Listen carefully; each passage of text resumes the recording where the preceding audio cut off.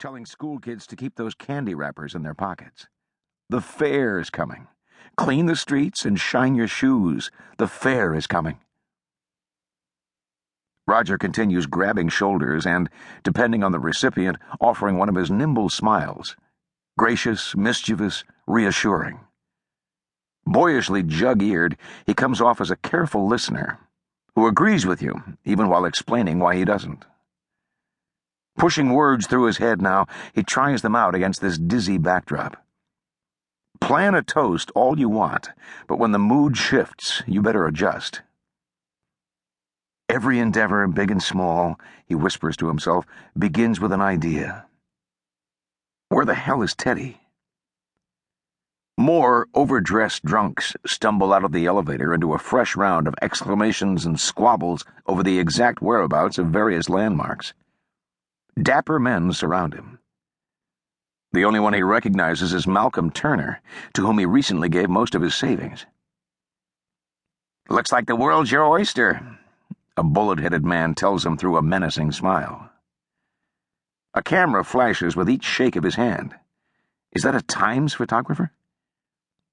It's past midnight. Toasts were supposed to start already, but Roger knows when to stall. A meeting runs on schedule or tempers flicker, while a roast, a tribute, or any boozy gathering moves to a slower beat. You wait until they're itching for someone to make sense of it all, then you wait a bit longer. He hears Linda's laugh, gauging her inebriation by its volume. Plastered. He'd considered her gregarious before she'd wheedled him into proposing. Since then, she's struck him as loud, especially when she drinks. He finds his mother as far away from his fiancée as she can get, telling a story about her childhood that he knows isn't true. He wraps an arm around her as if to brace her, though she's probably the sturdiest woman up here. Her sober regality as out of sync with this teetering mob as her fake British accent. Teddy Severson finally strides over, tall, hipless, and lipless. "You ready?" The sound system squeaks before Teddy's throaty voice comes through louder than necessary. "Thanks for joining us."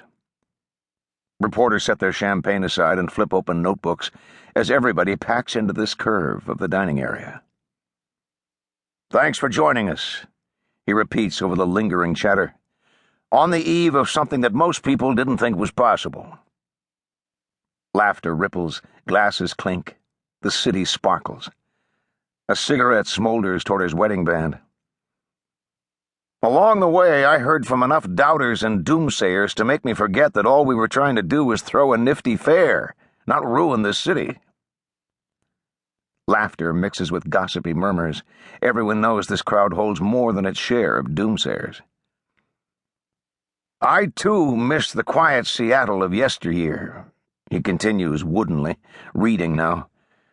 "But we can't keep this place in curls and a Buster Brown suit much longer." He blushes, waiting out the polite chuckles.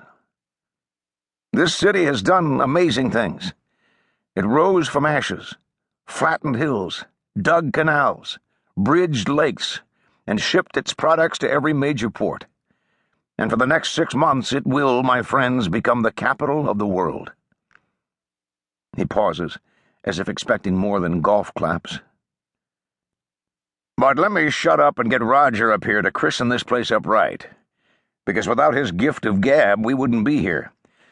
And we certainly couldn't have coaxed 35 countries into helping us throw a fair in some city they still think rhymes with beetle."